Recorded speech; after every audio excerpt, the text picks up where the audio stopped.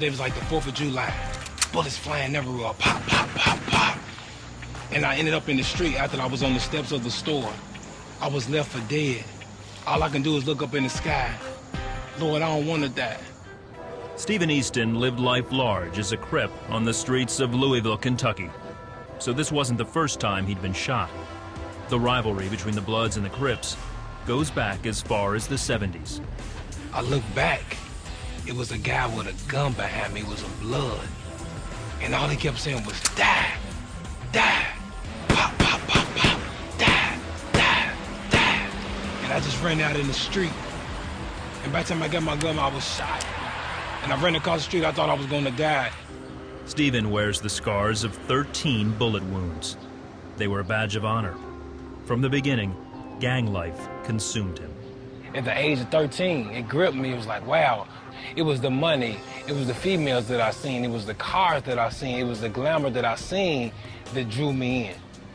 You know, so I'm like, I can't be in school and do this. It's gonna be one or the other. And I realized I was making more money outside of school than in school instead of getting my education like I was supposed to. So that's what I did. I dropped out at the age of 16.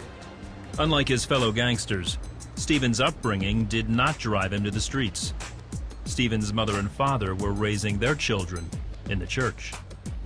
I went to Sunday school, loved Jesus, get baptized. I knew about that, but it wasn't something I grew up in, but it was what I got exposed to.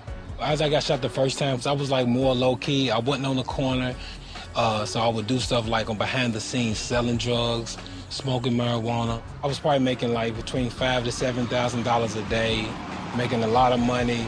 You know, people couldn't tell me nothing. I had money, I had, you know, cars, I had everything.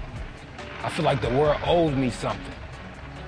So my emotional state was like a wreck. I had everything, but I was still empty on the inside.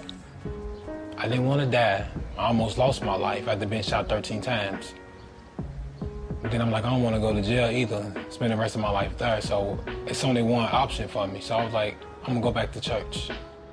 Stephen met with a friend's pastor and went to church the following Sunday.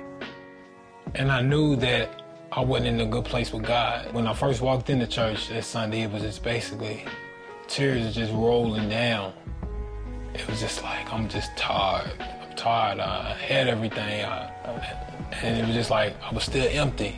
What's next? I had a decision to make. Was I gonna give my life over to Christ or go back and do the same thing? And I remember the man of God, the pastor, saying that, you know, tomorrow's not promised to you. And I gave my life over to Christ because I knew God was dealing with my heart.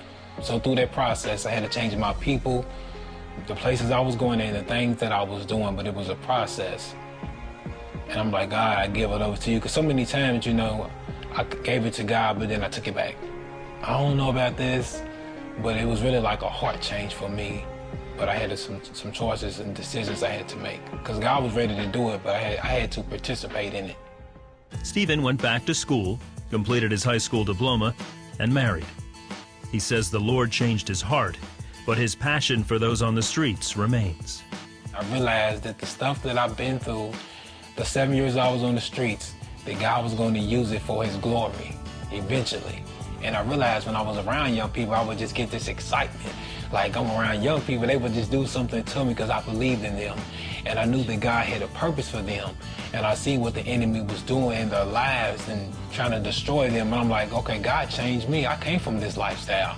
And you still in it? So enough God can change me, he can change you.